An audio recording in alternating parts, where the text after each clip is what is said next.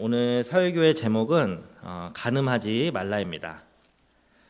우리 주 예수 그리스도 안에서 사랑하는 성도 여러분, 우리가 살아가고 있는 이 세상에는 온 사방에 성적인 자극이 가득 퍼져 있습니다. 책과 영화, 음악과 광고, 그리고 인터넷과 통신에 이르기까지 모든 매체가 성에만 온통 관심을 기울이고 있으며 어떻게 하면 성관계를 더 즐길 것인가에만 모든 초점을 맞추고 있습니다. 우리는 이러한 자극들에 대해 본능적으로 반응하게 됩니다. 이것은 결코 이상한 일이 아닙니다. 하나님께서 본래 우리를 성적인 욕구를 가진 인간으로 창조하셨기 때문입니다. 하지만 성의 개방화는 우리 사회에 너무나 많은 피해를 낳았습니다. 오늘날 수많은 사람이 결혼하기도 전에 처녀 총각으로 성관계를 즐기며 살아가고 심지어 결혼이라는 제도 자체를 거부한 채 성관계만 즐기며 사는 사람들도 나타나고 있습니다. 또한 사춘기만 지나면 곧장 성관계를 맺는 것을 너무나 당연하고 쉽게 받아들이는 것이 오늘날의 추세입니다. 이러한 혼전 성관계의 범람으로 인해 거룩한 결혼 제도라는 울타리는 이제 완전히 무너지고 말았습니다. 이러한 성적인 타락이 우리 사회 전반에서 일어나고 있습니다. 그런데 문제는 이런 일이 단순히 세상 사람들만의 이야기가 아니라는 점입니다. 이러한 세속적인 물결은 이미 교회 안까지 깊숙이 스며들어 와 있습니다. 성에 있어서 우리의 의식과 사고 그리고 행동이 성경적인 관점을 따르지 못하고 세상의 가치관을 너무나 쉽게 수용하고 있습니다. 오늘날 한국교회 안에서는 도저히 일어나서는 안 될 일들이 버젓이 일어나고 있습니다. 우리 시대의 이러한 성적인 방종에 대해 하나님께서는 반드시 심판하실 것입니다. 하나님께서는 이미 성적인 타락을 심판하시겠다고 분명히 약속하셨습니다. 로마서 1장에 동성애에 대해 나오는데 이 심판하시겠다는 약속, 이 사실을 분명하게 진술하고 있습니다. 사실 심판이 이미 시작되었습니다. 이러한 성적 범죄의 결과로 에이즈라는 무서운 질병이 창궐하여 수많은 사람이 죽어가고 있습니다. 해마다 이혼율은 증가하고 있으며 수많은 사람이 성적인 문제로 인해 극심한 고통을 당하고 불행한 결혼 생활을 이어가고 있습니다. 세상에서든 교회 안에서든 이러한 성적 타락은 반드시 하나님의 심판을 부르게 되어 있습니다. 오늘 하나님께서는 우리에게 간음하지 말라는 제7계명을 주셨습니다. 이 계명은 하나님께서 교회 안에 있는 우리 모두가 멸망당하지 않도록 하기 위해 주신 것입니다. 즉 우리를 파멸로부터 보호하시기 위해 주신 사랑의 울타리입니다. 오늘 우리의 죄는 하나님을 슬프게 하고 있습니다. 제7계명을 어기는 죄는 단순히 도덕적인 실수가 아니라 자기 자신의 몸에 직접 죄를 범하는 것입니다. 이것은 우리의 생활을 뒤틀리게 만들고 우리 몸을 갈기갈기 찢어놓으며 다른 사람에게 깊은 상처를 주는 죄입니다. 하나님께서는 바로 그분의 자비 안에서 우리가 이런 죄악을 범하지 않도록 이 계명을 주셨습니다. 저는 오늘 다음과 같은 주제로 설교를 요약하며 말씀을 전하고자 합니다. 주제 제7계명 결혼을 부패로부터 보호하시는 하나님이란 주제로 설교를 전하도록 하겠습니다. 첫 번째, 결혼의 목적은 무엇인가? 두 번째, 우리에게 성욕이 생기는 이유는 무엇인가에 대해서 알아보도록 하겠습니다. 첫째로 결혼의 목적에 대해서 살펴보도록 하겠습니다. 우리가 창세기로 돌아가서 하나님께서는 태초에 아담을 창조하셨습니다. 아담에게 주어진 임무는 하나님을 닮아가는 것이었으며 온 세상에 하늘에 계신 하나님께서 기뻐하시는 모습이 무엇인지 보여주는 것이었습니다. 이 특별한 사명은 아담이 결코 자기 자신만을 위해 존재하는 존재가 아님을 분명히 보여줍니다. 아담은 이 땅 위에서 오직 하나님을 위하여 살아가는 존재임을 나타내야 했습니다. 하나님께서는 당신의 지혜 가운데 아담이 홀로 사는 것이 좋지 않다고 생각하셨습니다. 그래서 아담이 깊이 잠든 사이 그의 갈비뼈를 취하여 여자를 만드셨습니다. 우리는 주께서 행하신 이 아름다운 일에 대해 성경에서 읽게 됩니다. 주께서 그 여자를 그 남자에게로 데리고 오셨다고 기록되어 있습니다. 즉 하나님께서는 아담의 고독에 대하여 신부를 직접 데려다 주심으로 응답하신 것입니다. 이로써 하나님께서는 이 땅 위에 첫 번째 결혼식을 친히 집행하셨습니다. 하나님께서는 결혼의 원리로 참된 원리로 이 사실을 제시하셨습니다. 창세기 2장 24절 말씀입니다. 이러므로 남자가 부모를 떠나 그의 아내와 합하여 둘이 한 몸을 이룰지로다. 따라서 결혼은 단순히 인간들이 만들어낸 제도가 아닙니다. 인간의 필요에 따라 조직된 관습이라고 해서도 안 됩니다. 결혼은 인간이 만든 것이 아니라 하나님의 엄중한 명령입니다. 하나님의 명령을 업신여기는 자는 결국 하나님의 진노를 사게 될 것입니다. 그렇다면 여자의 존재 목적은 무엇입니까? 왜 하나님께서는 여자를 창조하셨을까요? 여호와 하나님께서는 우리에게 분명하게 말씀하십니다. 하나님께서는 아담 곁에서 그를 도울 자가 필요했기 때문에 여자를 만드셨습니다.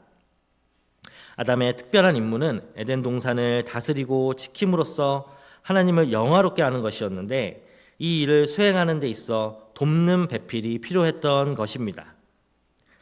여자의 특별한 사명은 하나님의 창조물을 다스리는 아담의 사역을 돕는 것입니다. 남자와 여자는 둘 다 하나님의 목적을 위해 하나님의 형상으로 지음 받았습니다. 다시 한번 읽겠습니다. 남자와 여자는 둘 다 하나님의 목적을 위해 하나님의 형상으로 지음 받았습니다. 따라서 남자가 자기 자신만을 위해 존재하지 않듯이 여자 또한 자기 자신만을 위해 존재해서는 안 됩니다. 하나님께서는 남자와 여자 가운데 거하십니다. 이렇게 하나님께서는 당신의 영광을 위하여 남자와 여자를 창조하기를 기뻐하셨고 그 영광을 위하여 두 사람이 결혼하게 하셨습니다. 우리는 또한 이 결혼이 단순히 남자와 여자 두 사람 사이의 문제만은 아니라는 점을 분명히 알아야 합니다. 오늘날 우리 사회는 결혼을 오직 당사자 두 사람의 일로만 생각합니다. 하지만 성경은 그렇게 말하지 않습니다. 결혼은 삼각관계입니다. 이 삼각형은 남녀라는 두 개의 기둥으로 세워져 있고 그 꼭대기 정점에는 하나님이 계십니다.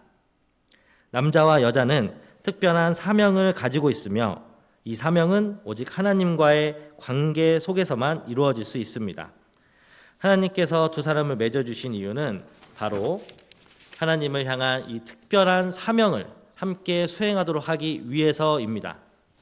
하나님이 빠진 결혼은 엄밀한 의미에서 참된 결혼이라 할 수 없습니다. 결혼의 목적 자체가 하나님이시기 때문에 하나님 없는 결혼은 하나님을 무시하는 처사일 뿐입니다. 우리는 인류의 타락이 결혼 제도에 얼마나 심각한 타격을 주었는지 잘 알고 있습니다. 타락이 결혼에 미친 무서운 영향은 아담의 태도에서 여실히 드러납니다. 타락 이후 하나님 앞에서 아담은 하와를 가리키며 이렇게 말합니다. 창세기 3장 12절 말씀입니다. 아담이 이르되 하나님이 주셔서 나와 함께 있게 하신 여자 그가 그 나무 열매를 내게 주므로 내가 먹었나이다. 아담은 하와를 향해 불행의 책임을 돌리고 있습니다. 그는 이제 나의 아내라거나 내가 사랑하는 자라고 부르지 않습니다. 그저 한 개인으로서 하나님이 주셔서 나와 함께하게 하신 여자라고 냉소적으로 말할 뿐입니다. 왜 이렇게 아담과 하와가 이렇게 변했습니까? 왜 결혼이라는 삼각형의 두 기둥 사이가 이토록 뒤틀리게 되었습니까? 그 이유는 바로 남편과 아내가 그들이 결혼한 본래의 목적을 잃어버렸기 때문입니다. 타락은 부부와 하나님 사이의 수직적인 관계를 끊어 놓았습니다.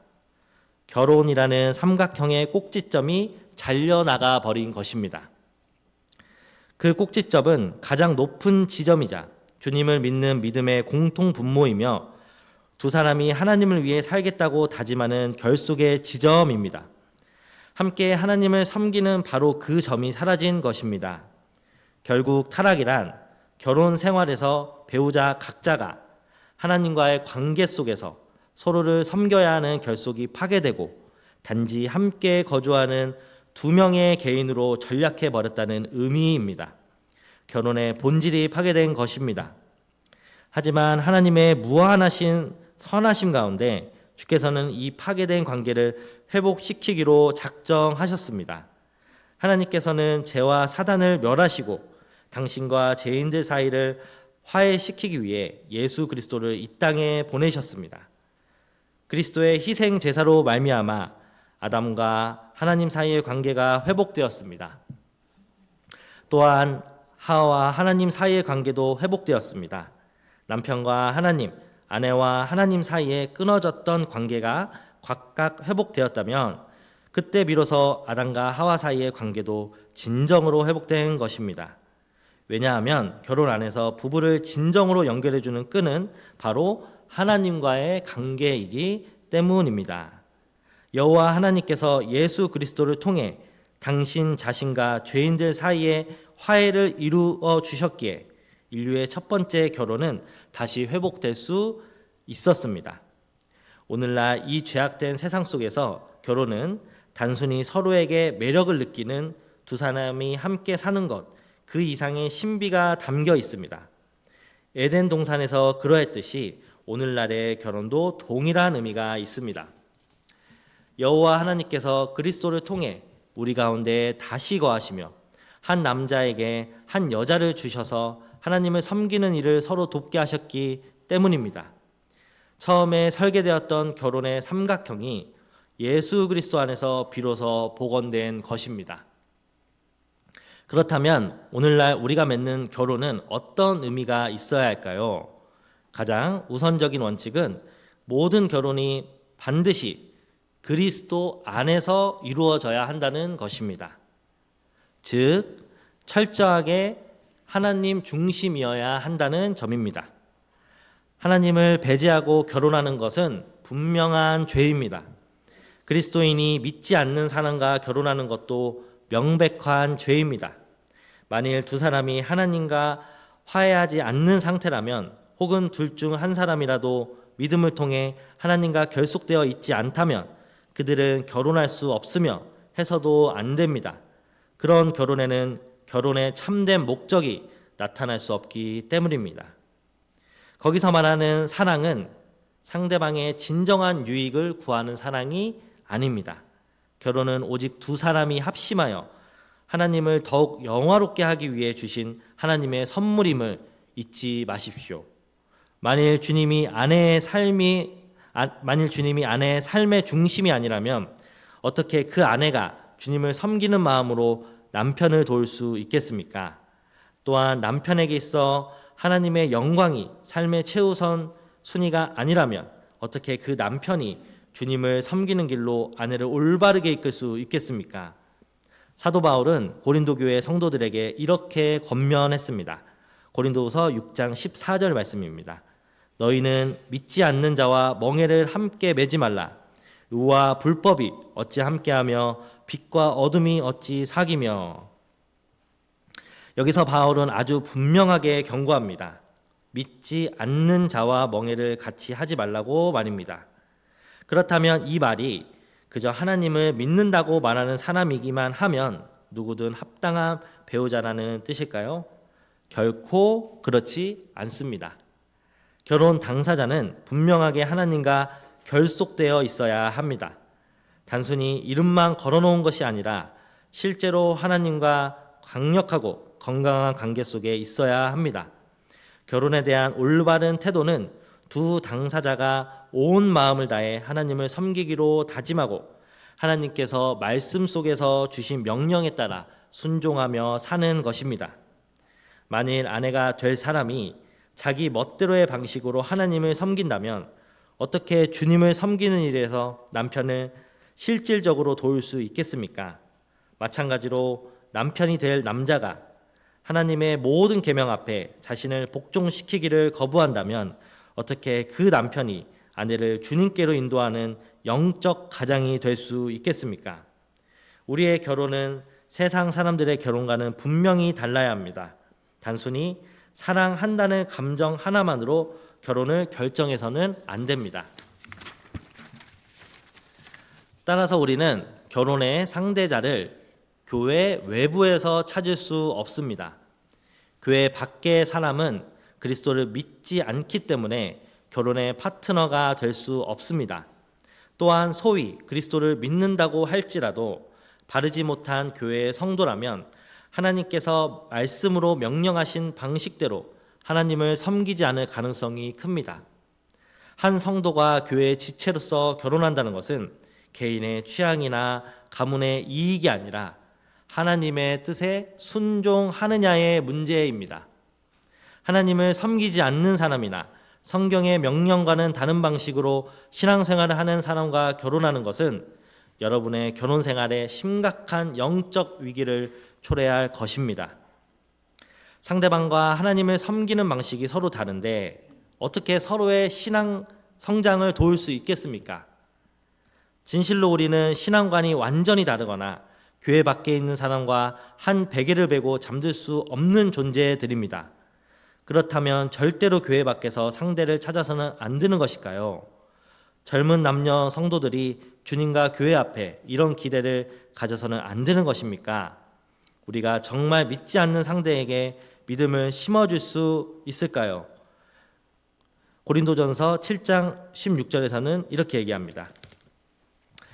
아내된 자여, 네가 남편을 구원할지는 어찌할 수 있으며 남편된 자여, 네가 네 아내를 구원할지는 어찌할 수 있으리요. 성도 여러분, 우리는 정직해져야 합니다. 우리가 하나님께 순종한다는 것은 사람의 마음을 변화시키는 역사는 오직 하나님만이 하실 수 있다는 사실을 믿는 것입니다. 하나님께서는 오직 당신이 선택하신 자들 가운데서만 역사하십니다. 하나님을 믿지 않거나 자기 방식대로 믿는 사람과 사랑에 빠진 뒤 언젠가는 이 사람이 믿게 되겠지, 언젠가는 말씀대로 살겠지라고 기대하는 것은 참으로 교만하고 주제 넘은 생각입니다. 여러분에게는 하나님께서 여러분이 사랑하는 그 사람에게 반드시 믿음을 주실 것이라고 확신할 권리가 없습니다. 그 사람이 지금은 여러분을 따라 신실하게 교회에 나오고 성경 공부에 참여할지라도 그것 자체가 나중에 하나님을 영화롭게 하는 삶을 살 것이라는 보증수표가 되지는 못합니다. 혹시 여러분은 결혼 상대를 고를 때 외모가 출중하다거나 내 이상형이라거나 유머 감각이 있다거나 하는 조건들로 선택하려 하십니까? 결단코 그런 것들은 근본적인 조건이 될 수 없습니다. 결혼은 외모나 성격, 심지어 두 사람 사이에 뜨거운 사랑이라는 기초 위에 세워지는 것이 아닙니다. 언약의 가정은 결코 그런 모래 위에 세워져서는 안 됩니다. 우리는 감정적인 차원을 넘어서서 상대방이 진정으로 나보다 하나님을 더 사랑하는 사람인지, 하나님의 말씀을 따라 확고하게 가정을 세울 준비가 될 사람인지를 면밀히 살펴야 합니다. 이런 면에서 우리의 신앙은 더욱 성숙해져야 합니다. 하나님을 향한 사랑이 결혼의 유일한 기초이기에 교회 밖에서 배우자를 찾는 것은 불가능한 일입니다. 또한 우리 자신도 점검해 봅시다. 교회에 출석하고 있고 직분은 가졌을지라도 만일 내 마음이 그리스도를 향한 사랑에서 떠나 있다면, 혹은 내 방식대로만 신앙생활을 하고 있다면 먼저 내 삶 속에서 그리스도를 증거하는 회복이 일어나야 합니다. 배우자의 신앙을 따지기 전에 나 자신부터 먼저 점검하십시오. 올바른 신앙이 없는 사람은 배우자를 선택할 때도 정당한 판단을 할 수 없기 때문입니다. 오늘날 우리의 신앙이 주님을 사랑하고 교회를 세워가는 일에 무관심할 때가 너무나 많습니다. 그러니 먼저 우리 자신이 모든 것을 다 내어놓고라도 하나님을 사랑하고 교회를 세워갈 준비가 된 사람인지 살피십시오. 결혼을 생각하는 것은 그 다음 문제입니다. 어쨌든 여러분의 배우자가 될 사람은 주님과 강력하게 결합된 사람이어야 합니다. 하나님의 언약의 말씀에 따라 사는 사람이어야 합니다.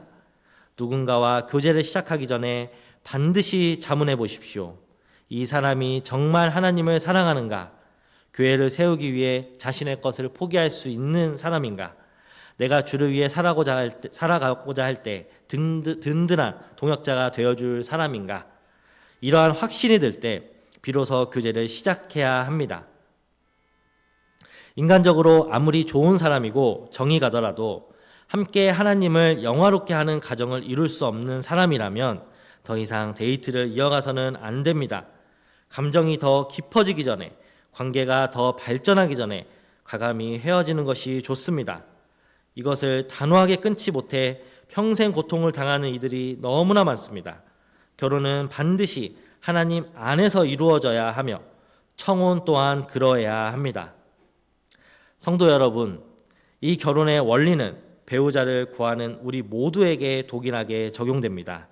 내가 결혼을 준비할 때 나 자신과 하나님과의 관계가 얼마나 견고한지, 그리고 상대방의 신앙이 얼마나 확고한지 살피는 것은 필수적입니다. 그래야만 남편과 아내 사이의 관계가 정당하게 정립될 수 있기 때문입니다. 만약 결혼 후라도 하나님과의 결속이 약해지거나 깨진다면 부부 사이의 관계 또한 반드시 금이 가게 되어 있습니다. 부부 사이의 문제는 결국 하나님과의 관계가 바르지 못하기 때문에 발생하는 것입니다. 하나님께서는 우리가 결혼 생활을 통해 진정으로 행복하기를 원하십니다. 하지만 그것은 내 욕심을 채우는 행복이 아닙니다. 결혼의 목적을 바르게 이해하고 실천할 때 주어지는 하늘의 평강입니다. 결혼의 목적은 오직 하나님의 영광입니다. 이것은 박제된 이론이 아닙니다. 우리가 배우자를 구할 때나 결혼 생활을 해나갈 때 언제나 실제 삶 속에서 적용되어야 할 원리입니다.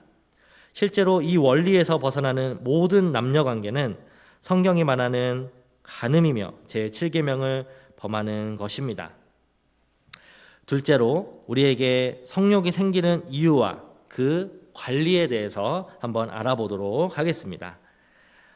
하나님께서는 왜 결혼을 그토록 엄격하게 지키시는지 이해하기 위해서는 결혼의 목적, 그 이상을 알아야 합니다. 실제로 우리의 결혼 생활이나 결혼 전의 삶 속에서 성적인 욕망 때문에 얼마나 많은 불행이 일어나는지 모릅니다. 우리가 느끼는 이 성적인 욕구를 오해해서는 안 됩니다. 하나님께서 직접 우리를 성적 욕망을 가진 존재로 창조하셨습니다. 창세기 2장을 보면 이 사실을 분명히 확인할 수 있습니다. 하나님께서는 남자가 혼자 있는 것을 보시고 여자를 지어주셨으며 그때 두 사람이 한 몸을 이루도록 정하셨습니다. 이 한 몸이라는 개념 안에는 당연히 성적인 결합도 포함되어 있습니다. 또한 하나님께서는 아가서에서 두 남녀의 아름답고 뜨거운 사랑의 욕망을 성경에 기록해 두셨습니다. 그러므로 분명히 합시다. 성적 욕망 그 자체는 죄가 아닙니다. 그것은 선한 것이며 하나님의 창조의 한 부분입니다. 여러분이 성적 욕망을 느끼는 것에 대해 부끄러워하거나 죄책감을 가질 필요는 없습니다. 그것을 창조의 섭리로 인정하고 받아들이십시오. 정말 중요한 문제는 우리가 이 욕망을 가지고 무엇을 하느냐 하는 것입니다. 태초에 하나님께서는 인류에게 성적 충동을 포함한 모든 피조물을 다스리라고 명령하셨습니다. 이 명령에 따르면 인간이 성적 충동에 지배당하는 것이 아니라 인간이 성적 충동을 다스려야 합니다. 하지만 타락으로 인해 하나님이 주신 이 아름다운 욕망도 황폐하게 오염되고 말았습니다. 타락 이전에는 인간이 욕망을 통제했지만 타락 이후에는 욕망이 인간을 지배하기 시작했습니다. 인류는 영적으로 나약해졌고 본성은 부패했습니다. 그 결과 욕망은 다스려지지 않는 강렬한 갈망이 되었고 끝없는 탐심과 욕심으로 변질되었습니다. 그러나 주목하십시오. 우리의 본성이 죄악되다고 말할 때 그것이 욕망 그 자체가 더럽다는 뜻은 아닙니다. 우리가 죄악되다는 것은 그 욕망을 하나님 뜻 안에서 다스리지 못하고 죄에 굴복하는 것을 말합니다. 우리는 반드시 간음하지 말아야 합니다. 예수 그리스도께서 우리 가운데 행하시는 사역은 우리를 사단의 권세로부터 속량하시는 것입니다. 죄인들을 하나님과 화해시키는 것입니다. 그 화해 안에는 성적인 죄를 포함한 모든 죄에 대한 용서가 들어 있습니다. 하지만 그리스도께서는 단순히 용서하는 것에서 멈추지 않으십니다. 우리에게 성령을 부어주셔서 우리를 거룩하게 하시고 새로운 피조물로 빚어 가십니다. 그리스도의 영은 우리 안에 있는 옛사람을 날마다 죽이고 새 사람을 살리십니다. 그 결과 성도는 성령의 열매를 맺게 됩니다. 그 열매 중 하나가 갈라디아서 5장 23절에 나오는 절제, 즉 자기 자신을 다스리는 힘입니다. 갈라디아서 5장 23절 말씀입니다. 온유와 절제니 이 같은 것을 금지할 법이 없느니라. 주의 성령께서는 우리가 욕망의 노예가 되는 것이 아니라 오히려 욕망을 다스릴 수 있는 능력을 주십니다. 물론 우리의 다스림은 여전히 부족할 수 있습니다. 하지만 이 작은 시작이 중요합니다. 사도 바울은 데살로니가 성도들에게 하나님의 뜻을 이렇게 선포했습니다. 데살로니가전서 4장 3절에서 5절 말씀입니다. 하나님의 뜻은 이것이니 너희의 거룩함이라 곧 음란을 버리고 각각 거룩함과 존귀함으로 자기의 아내에 대할 줄을 알고 하나님을 모르는 이방인과 같이 세욕을 따르지 말고 하나님의 뜻은 명확합니다. 그것은 우리의 거룩함입니다. 거룩함은 음란을 단호히 버리는 것에서 시작합니다. 이 구절에 나오는 아까 데살로니가전서 4장 3절에서 5절에 나오는 자기의 아내라는 말은 수키오스라는 말인데 원어적으로 좀 더 직역을 해보면 자기의 그릇을 의미합니다. 이것은 단순히 결혼한 부부에게만 하시는 말씀이 아니라 성령으로 거듭난 너희의 성적 기관을 이방인들처럼 세욕을 채우는 도구로 쓰지 말라는 엄중한 경고입니다. 즉 불순한 성생활을 위해 몸을 함부로 내던지지 말고 거룩함과 존귀함으로 자기 몸을 지킬 줄 알아야 한다는 직설적인 가르침입니다. 이어 바울은 무서운 경고를 데살로니가전서 4장 6절에서 덧붙입니다. 이 일에 분수를 넘어서 형제를 해하지 말라. 이는 우리가 너희에게 미리 말하고 증거한 것과 같이 이 모든 일에 주께서 신원하여 주심이라. 이 구절을 좀 더 명확히 번역하자면 이 점에 있어서 자기 형제를 유린하거나 속이지 말라는 뜻입니다. 여기서 이 점이란 성적인 부분을 말합니다. 부도덕한 성생활로 다른 지체들에게 상처를 주거나 해를 끼치지 말라는 것입니다. 하나님이 주신 성적 욕망은 오직 결혼이라는 테두리 안에서만 허용된 것입니다. 이 영역 밖에서 욕망을 채우려 하는 모든 시도는 상대방을 유린하는 것이며 하나님 앞에 큰 악을 행하는 것입니다. 여러분 명심하십시오. 순간적으로 느껴지는 강렬한 감정은 사랑이 아니라 욕정일 뿐입니다. 또한 단순히 사랑한다는 감정만 앞세워 성관계를 가져서도 안 됩니다. 하나님을 향한 사랑이 우선되지 않는 인간적인 사랑은 참된 사랑이 아니기 때문입니다. 하나님께서는 결혼 밖에서 우리 몸을 사용하는 것을 엄격히 금하셨습니다. 그것은 하나님께 대항하는 일이며 이웃을 해치는 일입니다. 데살로니가전서 4장 6절의 마지막 부분을 보십시오. 이 모든 일에 주께서 신원하여 주심이라고 하셨습니다. 성적인 영역은 철저히 비밀스러운 영역입니다. 그래서 유혹도 더 강하게 찾아옵니다. 두 사람만 입을 맞추면 아무도 모를 것이라고 생각합니다. 혼자 저지른 죄는 나만 안다고 착각합니다. 하지만 기억하십시오. 그 은밀한 범죄의 현장에도 주님께서는 불꽃 같은 눈으로 지켜보고 계십니다. 저는 여러분이 일주일 동안 어떻게 사셨는지 다 알지 못합니다. 하지만 주님은 다 아십니다. 아실 뿐만 아니라 그 모든 죄악을 주께서 반드시 신원, 즉 보복하실 것입니다. 성경은 하나님을 보수하시는 여호와라고 증언합니다. 하나님은 회개하지 않는 성적 범죄를 결코 그냥 지나치지 않으십니다. 반드시 심판하십니다. 그러므로 우리에게는 회개가 필요합니다. 제7계명을 범한 모든 죄를 낱낱이 고백하는 진실한 회개가 있어야 합니다. 참된 회개는 무너진 모든 것을 회복시킵니다. 그때 비로소 죄 사함의 은혜가 임하게 됩니다. 세상은 성욕이 분출되어야만 하는 본능이라며 대중을 속입니다. 자기를 다스리는 것은 오히려 정신 건강에 해롭다고 말하기도 합니다. 하지만 주님은 전혀 다르게 말씀하십니다. 세상은 성을 오락과 자극의 도구로 전락시켰지만 성도는 그래선 안 됩니다. 우리의 욕망은 반드시 말씀으로 다스려져야 합니다.